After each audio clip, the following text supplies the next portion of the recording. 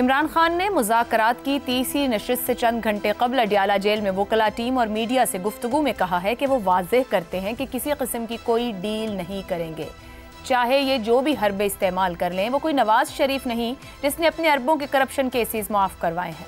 ہم انسانی حقوق کی تنظیموں سے مطالبہ کرتے ہیں کہ پاکستان میں ہونے والی قانون اور انسانی حقوق کی پامالی پر ایکشن لیں۔ ہم اس حوالے سے supreme court, Lahore high court اور اسلام آباد ہائی کورٹ میں درخواست دے چکے ہیں، مگر کہیں ہماری سنوائی نہیں ہوئی۔ عمران خان کا کہنا ہے کہ ہمارے پاس بین الاقوامی فورمز پر آواز بلند کرنے کے سوا کوئی دوسرا راستہ موجود نہیں۔ اس حوالے سے میں عالمی انسانی حقوق کے اداروں کو ایک خط بھی لکھوں گا تاکہ بے قصور شہریوں کی سنوائی ہو۔ میرا اوورسیز پاکستانیوں سے بھی مطالبہ ہے کہ اس حوالے سے اپنی آواز بلند کریں۔ عمران خان اس سے پہلے بھی اپنی بات چیت اور ٹویٹس کے ذریعے تحریک انصاف کے معاملات کو بین الاقوامی فورمز میں اٹھانے کی بات کر چکے ہیں۔ عمران خان کا یہ موقف بہت سے سوالات کھڑے کر رہا ہے۔ ایک طرف پی ٹی آئی کی کمیٹی حکومت کے ساتھ سیاسی مذاکرات کرنے جا رہی ہے، اپنے مطالبات کو تحریری شکل میں پیش کرنے جا رہی ہے، دوسری طرف خود عمران خان اپنے مقدمات کے فیصلوں کا بھی انتظار کر رہے ہیں۔ اگر زیادہ پرانی بات نہ بھی کی جائے، صرف انتخابات کے بعد کی بات ہی کی جائے تو عمران خان کے پاس بہت سے داخلی آپشنز موجود رہے۔ پارلیمنٹ میں بھرپور کردار ادا کرنے کا سنہری موقع، خیبر پختونخوا میں اچھی گورننس کی کوشش، عدالتی مقدمات کا بہترین قانونی انداز سے سامنا کرنا اور سب سے بڑھ کر مذاکرات کی دعوت کے بعد عمران خان کی طرف سے تحمل کا مظاہرہ۔ کہ عمران خان نے ایک کے بعد ایک ان تمام داخلی راستوں کو خود سے بند نہیں کیا۔ ابھی زیادہ دن پرانی بات نہیں جب ملک کے کئی سیاسی اور صحافتی حلقوں کی طرف سے دعوے بھی کیے گئے کہ بشرا بی بی کو لے کر کہیں نہ کہیں ٹریک 2 پر بھی مذاکرات ہو رہے ہیں، مگر عمران خان کی طرف سے آئے روز اہم آئینی، ریاستی عہدیداروں، عدالتوں، نظام انصاف، حتیٰ کہ ملکی استحکام پر بھی لایعنی اور منفی نوعیت کے سوالات کھڑے کر دیے جاتے ہیں۔ ان باتوں کے بعد کیا بامقصد مذاکرات کی گنجائش باقی رہ جاتی ہے؟ ایسے میں سوال تو یہ بھی ہے کہ کیا اب بین الاقوامی فورمز پر آواز بلند کر کے ریلیف حاصل کرنے کی کوشش کرنا ہی عمران خان اور پی ٹی آئی کی امیدوں کا واحد محور رہ گیا ہے؟ اسی پر گفتگو کریں گے کہ جب مذاکرات ہونے کو ہیں، چند گھنٹوں میں آپ تحریری طور پر مذاکرات سامنے رکھنے والے ہیں، اس وقت میں ایک بار پھر سے عدم اعتماد کا اظہار کرنا اور بین الاقوامی فورمز یا پلیٹ فارمز کو ہی واحد آسرا سمجھنا، وجہ کیا ہے؟ خواہش کیا ہے؟ دو کشتیوں کی سواری آخر کیوں ہے؟ پینل میں ہمارے ساتھ موجود ہیں زیغم خان، افتخار احمد، حماد غزنوی اور شہزاد چودھری صاحب۔ آپ کے سامنے پروگرام کا سوال رکھیں گے اس طرح سے: بین الاقوامی فورمز پر آواز بلند کرنے کے سوا کوئی دوسرا راستہ موجود نہیں، کیا عمران خان کو تمام داخلی آپشنز بند دکھائی دینے لگے ہیں؟ افتخار صاحب، آپ کے خیال میں کیا وجہ ہے کہ بار بار اب تو حکومتی وزراء کی جانب سے بھی کہا گیا کئی بار کہ اگر اس طرح کی گفتگو کو روک دیا جائے، اس طرح کے الزامات کو روک دیا جائے تو مذاکرات کسی طور آگے بڑھ سکتے ہیں، مگر اب تو صاف صاف کہہ دیا گیا ہے کہ بین الاقوامی فورمز پر آواز بلند کرنے کے سوا کوئی دوسرا آپشن نہیں ہے۔ کیا واقعی تمام داخلی آپشنز ختم ہو گئے؟ نہیں، کوئی بھی نہیں ختم ہوا۔ حسب معمول انہوں نے ایک بیان دینا تھا، انہوں نے ایک بیان دیا۔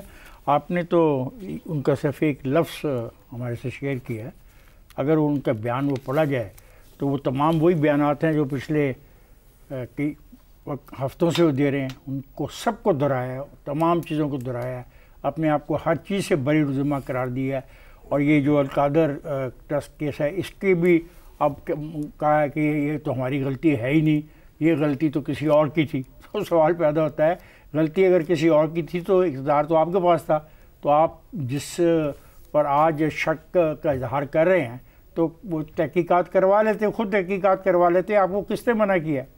انہوں نے جو ایک ججز کے بارے میں، خاص طور پہ قاضی فیاض عیسیٰ کے بارے میں جن خیالات کا اظہار آج کیا ہے، بہت افسوسناک ہے، بالکل غلط طریقہ کار ہے۔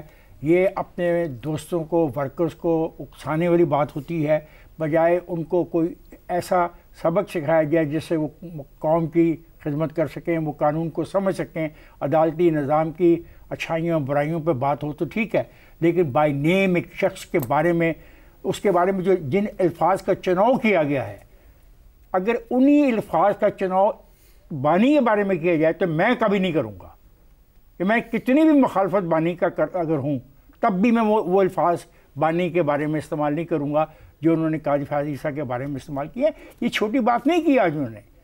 اور اگر کہیں لوگ کہتے تھے کہیں کوئی مذاکرات چل رہے ہیں تو کہیں کوئی مذاکرات چل رہے ہیں، تو آج جو انہوں نے کہا اس مذاکرات کو ڈائنامائٹ ہی کر دیا، دیکھیں جس قسم کی باتیں آج انہوں نے کی ہیں عائشہ، اس کے بعد مذاکرات کی مجھے نہیں پتا سر وہ کرتے کیوں اس طرح کی بات، جب آپ مذاکرات بھی حکومت سے کر رہے ہیں، پارلیمان شیئر کر رہے ہیں، پھر پورے نظام پر عدم اعتماد، اور پھر بین الاقوامی فورمز کیا ہوگا وہاں سے؟ کیا کچھ بھی نہیں ہو سکتا، مطلب کیا ایشو ہے؟ یہ بین الاقوامی ایشو ہے، یہ ہمارے ملک کے معاملات ہیں، ہمارے ملک کی عدالتیں موجود ہیں، ملک میں پارلیمنٹ موجود ہے، سینٹ موجود ہے، اور سینٹ کو یہ استعمال کر رہے ہیں، قومی اسمبلی کو یہ استعمال کر رہے ہیں، صوبائی اسمبلیوں کو استعمال کر رہے ہیں. مطلب کیا مجھے تو ان کی اس دورے معیار کی سمجھ خود نہیں آتی. ایسے ڈائنامائٹ کا لفظ استعمال کیا کہ وہ خود سے مذاکرات نہیں چاہتے کہ مذاکرات کامیاب نہ ہوں؟ وہ چاہتے ہیں مذاکرات صرف ایک طریقے سے ان کو رہا کیا جائے اور انتخاب کی عمل کو ختم شدہ جو ہے اثر نو اس کو اعلان کیا جائے، تاریخ دی جائے اور ان کو مرضی کرنے کی اجازت ہے. ایک البتہ مطالبہ ان کا جو ہے اس کی میں حمایت پہلے بھی کر چکا ہوں، آج پھر کروں گا. وہ یہ ہے کہ قیدیوں کی رہائی کا معاملہ. ہمیشہ یہ ہوتا ہے کہ جب دو ٹیمیں بیٹھ جاتی ہیں تو ایکسچینج آف لسٹ کرتی ہیں کہ کس کا کتنا قصور ہے. جن سیاسی ورکروں کا، اگر وہ سیاسی ورکر ہیں اور ان کا عمل سیاسی تھا، کم قصور ہوتا ہے تو ان کے بارے میں دونوں فریقین طے کر لیتے ہیں کہ ان کو چھوڑ دیا جائے. ماں سوائے ان لوگوں کو نہیں چھوڑا جاتا جن پہ بہت ہی سنگین قسم کے الزامات ثابت ہو چکے ہوں. تو میں سمجھتا ہوں وہ ایک ایسی بات ہے، میں نے آپ کے پروگرام میں پہلے بھی کہی، میں آج بھی کہتا ہوں کہ ہاں کوئی لسٹ دی جائے گی نا، کہ یہ تو نہیں کہ ون ٹو آل. نہیں، وہ دونوں طرف سے آئے گی. ایک لسٹ یہ دیں گے، ایک لسٹ حکومت کے پاس ہوگی، اس پہ ڈیبیٹ ہوگی. اور عائشہ اس میں بھی وقت لگے گا. یہ تو نہیں کہ آج لسٹ دی اور کل صبح آپ نے کہا ہمارے آدمی چھوڑ دو. It will take time. Dialogue میں وقت لگتا ہے. ہاں، یہ غیر ملکی کہیں پہ ادارے میں جا کے درخواست جمع کرائیں، آج جمع کرائیں اور کل فیصلہ ہو جائے. آئی ڈونٹ انڈرسٹینڈ کہ یہ کیا کرنا چاہ رہے ہیں. درست ہو گیا. زیغم صاحب، یہ کہہ رہے ہیں عمران خان، کسی کو اس ملک کے استحکام پر یقین نہیں رہا. یہ جو ملکی استحکام پر سوال اٹھا رہے ہیں عمران خان، اور بین الاقوامی فورمز کو واحد اب اپنا سمجھ رہے ہیں کہ وہیں پر کوئی حل نکلے گا. داخلی آپشنز محدود کرنے، ختم کرنے، بند کرنے میں کردار بانی کا زیادہ ہے، معروضی حالات کا اثر زیادہ ہے؟ دیکھیے، پاکستان کے استحکام میں تو کسی کو شک نہیں ہونا چاہیے. ہمارے مسائل بہت بڑے ہیں، لیکن جہاں تک پاکستان کے استحکام کا سوال ہے، میں نہیں سمجھتا کہ عمران خان بھی اس سے الگ ہیں یا دوسری سیاسی جماعتیں اس سے الگ ہیں. یہاں پر تو کسی بھی پاکستانی کے پاس کوئی گنجائش ہی نہیں ہے کہ دوسری طرف جا کر کھڑا ہو.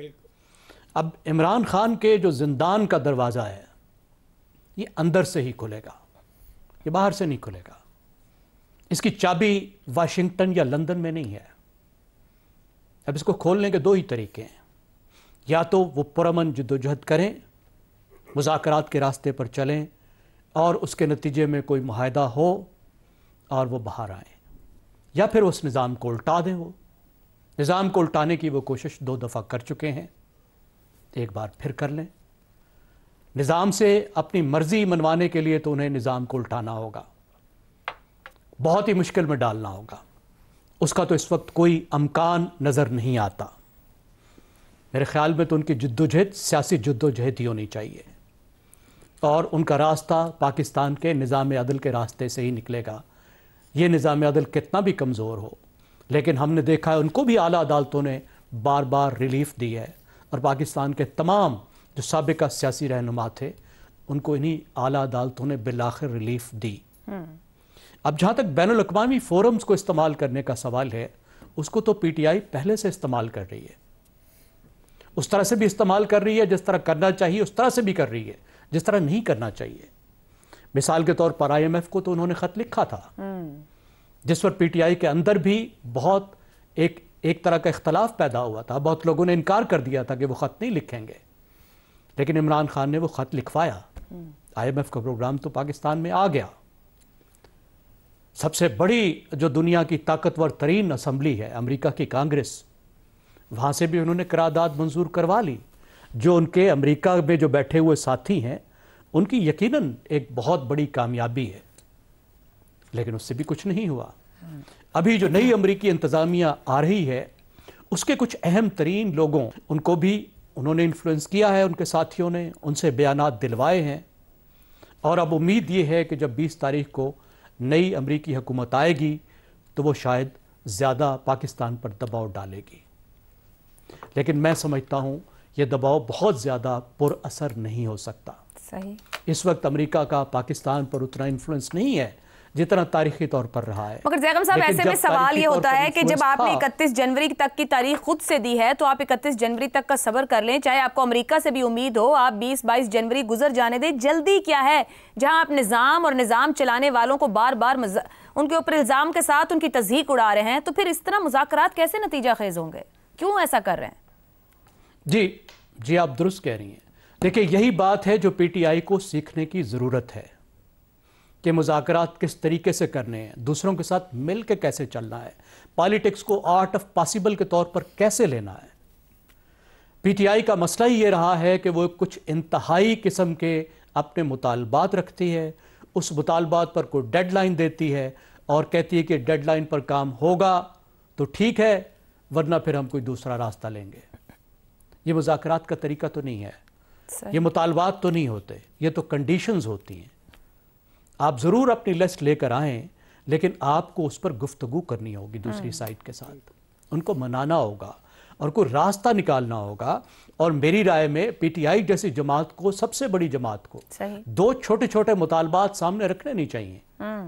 ان کو پاکستان کے جمہوریت کے مستقبل پر بات کرنی چاہیے, سب کو اس کامن گراؤنڈ پہ لانا چاہیے جہاں پہ اس کا بھی مسئلہ حل ہو, اور پاکستان کی جمہوریت کا یہ جو مسلسل کا عذاب ہے یہ بھی ختم ہو, کہ جس عذاب کا باعث کبھی وہ خود ہوتے ہیں, کبھی کوئی دوسرا ہوتے ہیں.